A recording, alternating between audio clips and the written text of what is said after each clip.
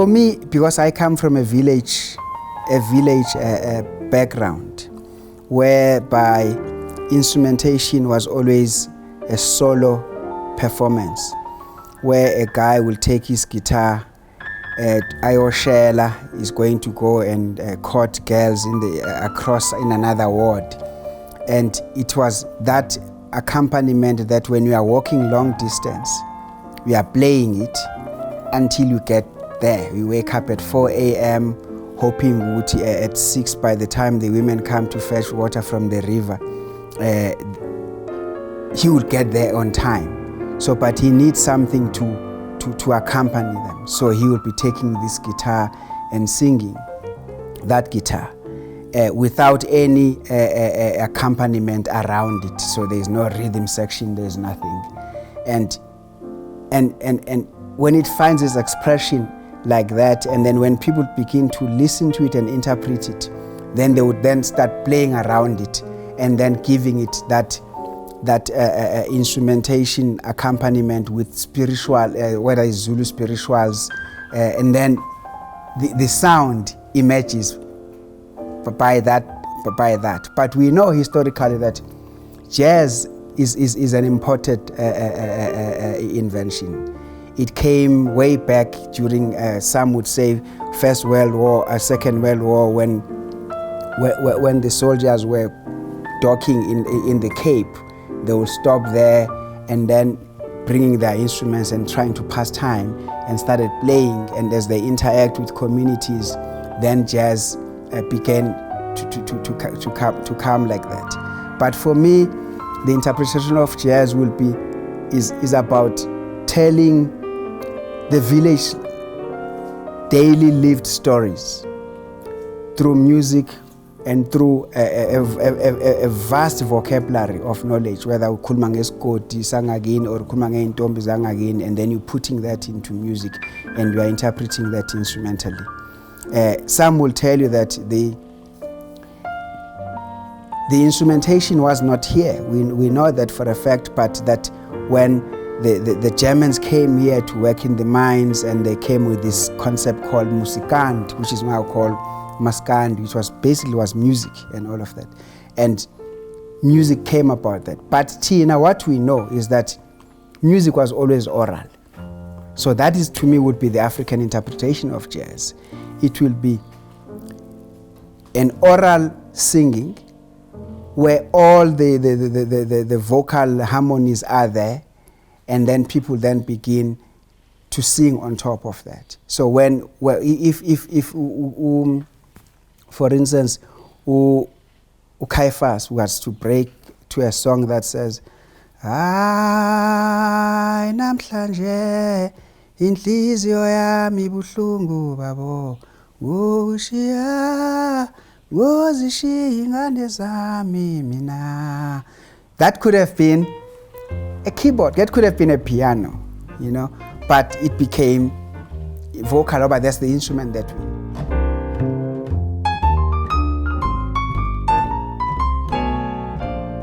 There are many songs that when you listen to that, you say, Tina, the way we understood music and the way we sang. I mean, I remember Shaluza Max ethi sengikhumbula insuku ezadlulayo, yekani lezo nsuku zobuqilamaye.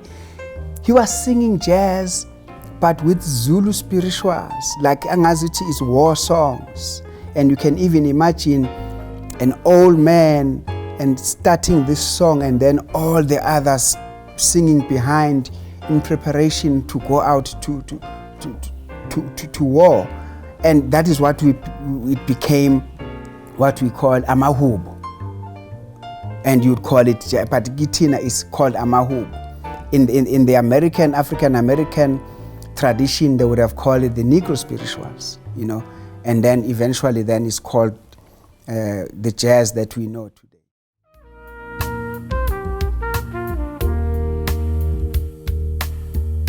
For me, something that was very, very personal, which I would say is a historical moment in the definition of jazz in the African or South African tradition, was uBusi Mhlongo.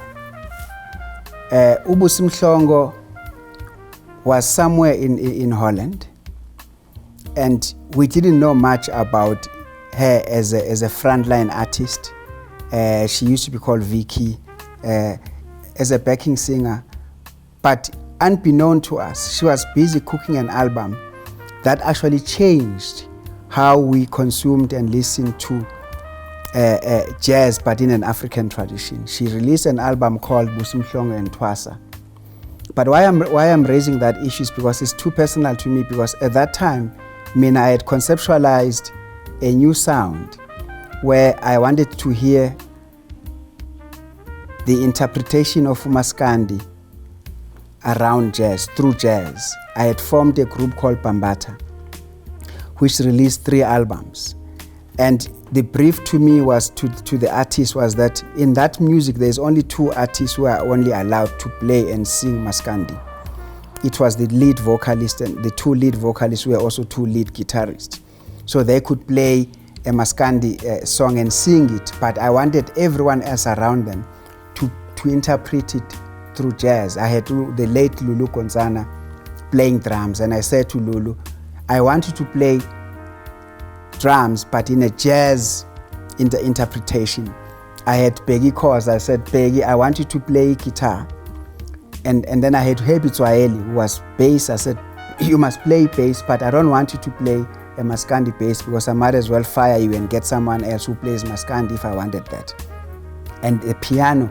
And that sound changed and became what, well, at that time we could not define it. It was just called Zulu music. I remember the awards, the summer awards, it was nominated under the Zulu music. But it was pure Afro jazz, but with a Maskandi twist.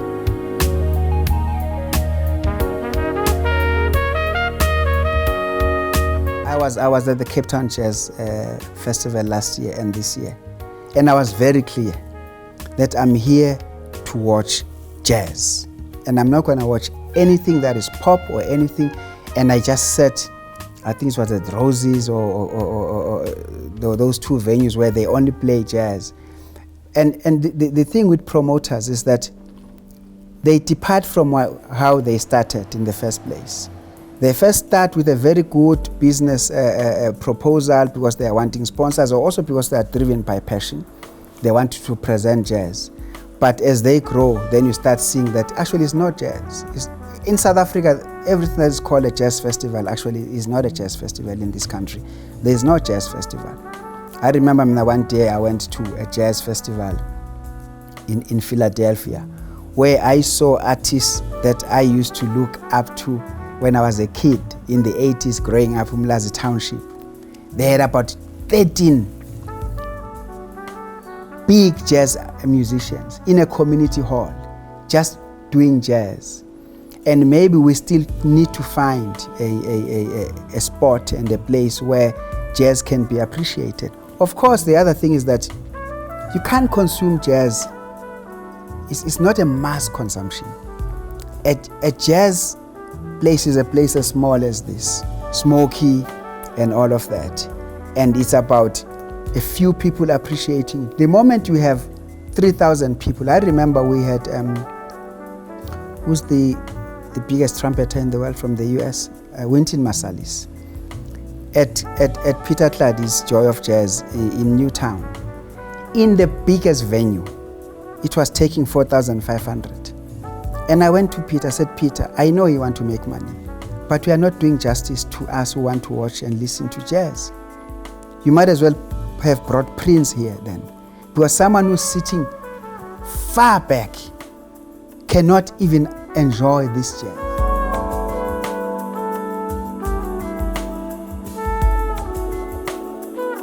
The thing is, it's twofold. First of all, the way I understand and have observed the behavioral characteristics of jazz musicians, they just want a space to perform. Sometimes it's a 4-piece band. They split 1,000 rand each. They go home, but they've had a good show. That's all they want. I remember when I opened the venue there at Rosebank in Native Reasons before we moved to Parkhurst. We had an idea that we could have jazz on Sundays. I was telling people that all I need is 20,000 rand. I've got a 4-piece band this Sunday and this Sunday and this Sunday and this Sunday. I pay the engineer 1,000 rand, the other people they share 1,000 each, and they're gonna have a good time. But because music has become so commercialized that no one thinks of it as something that you just want to consume and enjoy. They want to sit in big spaces. I must have 2,000 people to then say I had a successful show. But it's not supposed to be like that. It's supposed to be in small places. Even the Orbit for me is, I remember when they were building it and I was talking to Imeric. I said, is this a jazz venue? Are you gonna call it, what? No, it's not, it's a bistro something, or we're not just gonna have jazz.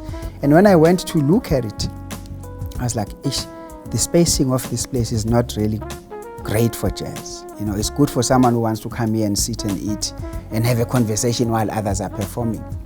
But a proper place for, Kippies was perfect for that. You know, of course, African Freedom Station is a different, it's an alternative venue, alternative music. Takes about 30 people or something squeezed. But when you come out of that, you are satisfied. Jazz is supposed to be in a compact place, consumed by quite a few number of people having a good time.